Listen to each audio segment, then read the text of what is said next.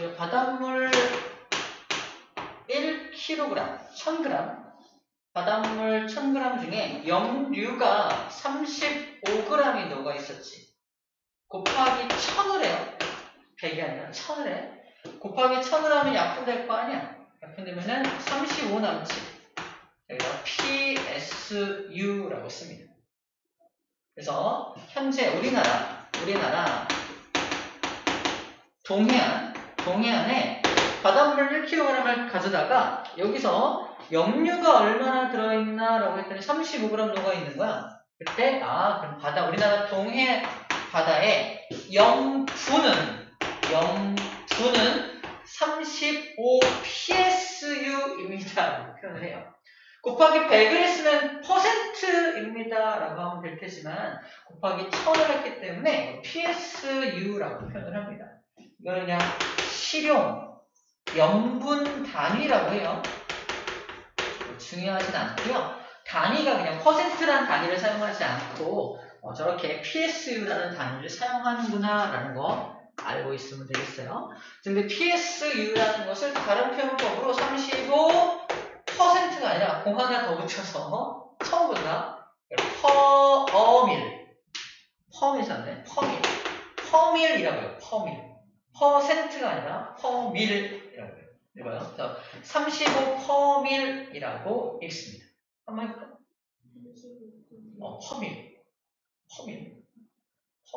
펌도 아니고 퍼밀이라고 35%. 구하는 방법은 전체 바닷물 1kg을 기준으로 그 안에 몇 g의 염류가 녹아있냐를 가지고 퍼밀을 구한다라는 겁니다. 1000을 곱하는 게 되게 중요한 내용이에요. 자, 우리나라 주변의 바다의 평균 염분은 33 정도가 되는데 전 세계적인 평균은 35예요. 전 세계적으로는 35%이 전 세계 평균인데 우리나라는 한 33 정도. 우리나라 바닷물은 좀 안 짠 편이라는 얘기야. 다른 바다에 비해서 좀 덜 짠 편이라는 거지. 덜 짠 편이라는 거예요. 그렇구나 라고 일단 이해해주면 될 것 같고요. 자, 그 다음 봐야 될 게 이제 표층 염분의 분포인데 이거는 뭐냐면 우리나라 기준으로 동해바다는 이거 자료 없나? 자료가 없네요. 이거 보면 되겠다. 이 표를 볼게요. 이 그림. 오른쪽에 나왔는데 봐봐. 이게 2월달 거 떼보자. 8월달 거. 8월달 우리나라 주변에 어떤 그 염분을 표시한 건데 동해바다는 33.8, 33인 거 보이지? 서해바다, 황해바다는 31인 거, 31. 같은 8월이면 약간 비가 오는 우기, 우리나라 장마철인데 똑같은 장마철인데 여기는 왜 33.8인데 여기 31일까? 이유는 딱 한 가지. 뭐냐면 우리나라는 동고 서저 지형인 거 알죠? 동고 서저 지형이라서 비가 내리면 빗물이 다 어디로 흘러내려? 서해 바다로 흘러내립니다.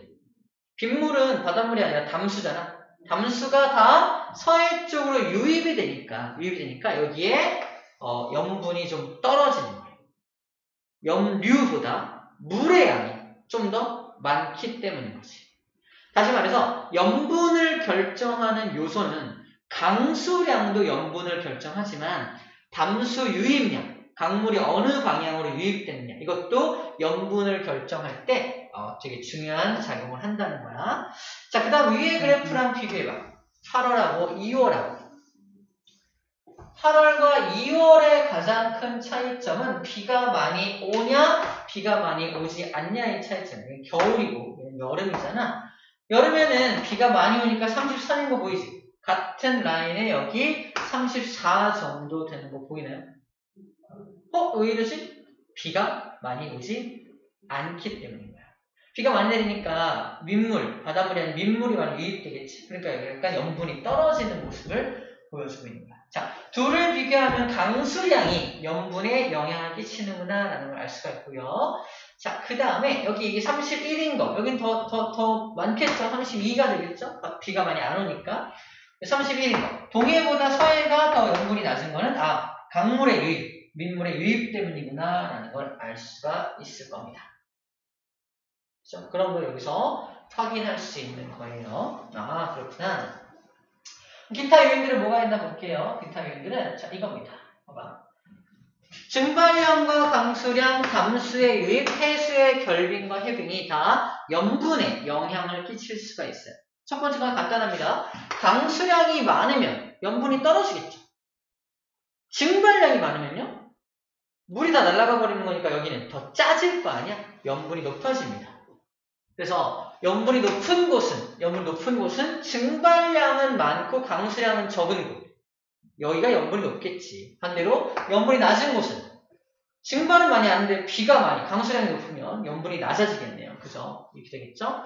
또 담수의 유입. 담수가 유입이 많이 되는 곳은 염분이 낮을 거고요. 담수 유입이 많이 안 되는 곳은 염분이 낮게 되겠네요. 그쵸? 높게 되겠네요. 그죠? 담수가 흘러 들어가는 곳은 염분이 낮을 거고, 담수가 흘러 들어가지 않는 곳은 염분이 높을 겁니다. 이거 예리죠? 세 번째. 해수의 결빙, 해빙. 잘 봐. 바닷물이 얼어. 이게 바닷물이에요. 바닷물 속에는 염류가 막 들어있잖아. 짜잖아요. 바닷물을 얼린다? 바닷물을 얼리면 육각형 모양의 얼음이 되는 거 알아요?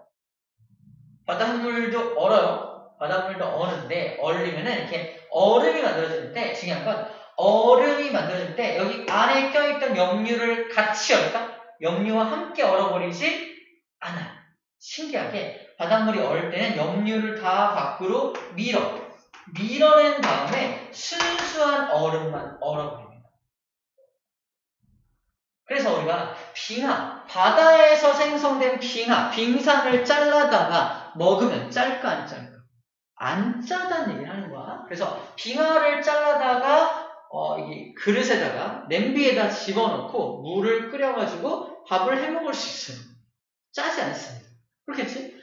그래서 저 에스키모인들이 밥을 해먹는 것들, 음식을 해먹는 것들이 바다에서 바닷물을 퍼는 게 아니라 얼음을 잘라와요. 얼음을 잘라와서 그걸 녹여서 밥을 한단 말이야. 가능한 일인 겁니다. 이런 원리 때문에. 중요한 건 이걸 결빙이라고 해요. 결빙이 일어나면 얘가 염류들을 막 밀어낼 거 아니야. 염류를 밀어내면 이 주변은 어떻게 되냐? 더 짜집니다. 맞아요? 즉 결빙이 일어나면 밖에 바닷물은 더 짜지는 거예요. 이해돼요? 그래서 결빙은 염분을 높여주는 결과를 일으킨다는 거지. 반면에 결빙의 반대말이 뭐야? 해빙이잖아. 해빙.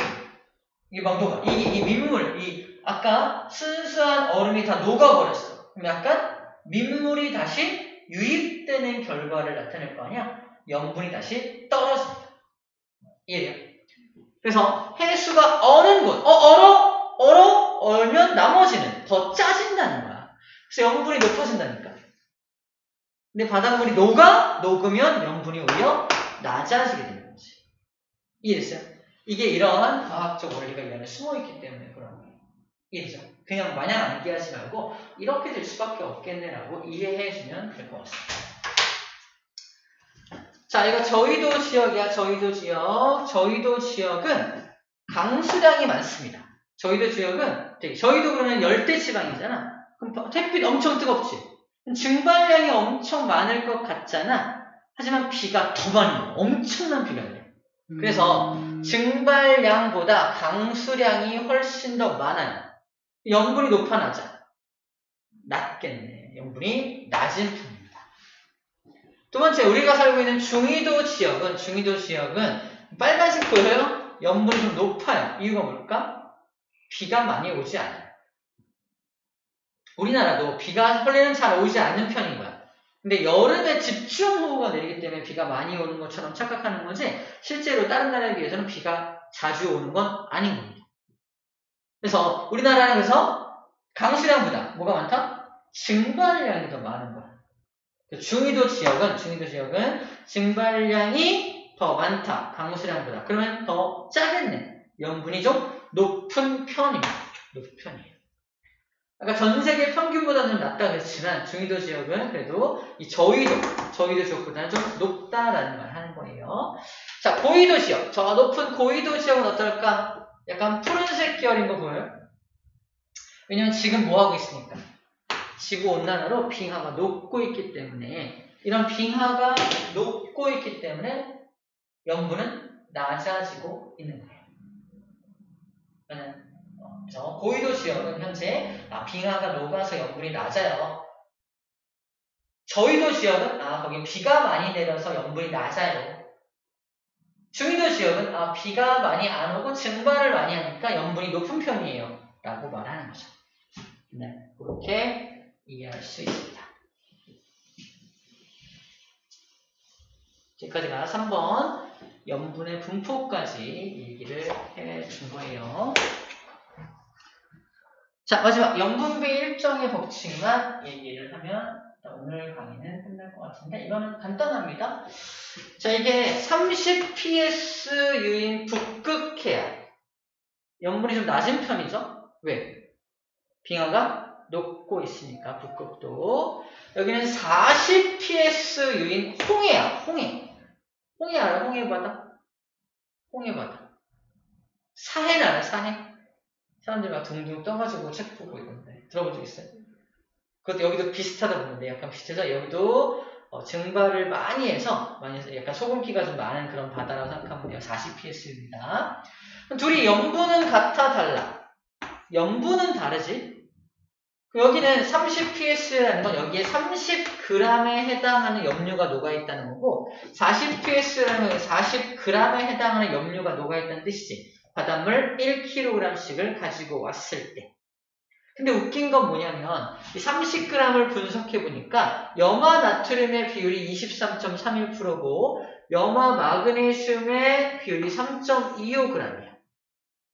23.31, 3.25. 30g 중에서 염화 나트륨 23.31g 때 얘의 비율은 3.25g이라는 겁니다. 오케이? 이거 비율로 따지면 37은 21, 38, 24 한 8대1 정도 되지 않을까? 38, 24? 한 8대1 정도의 비율을 보이겠죠? 얘는 40ps니까 비율이 어떨까?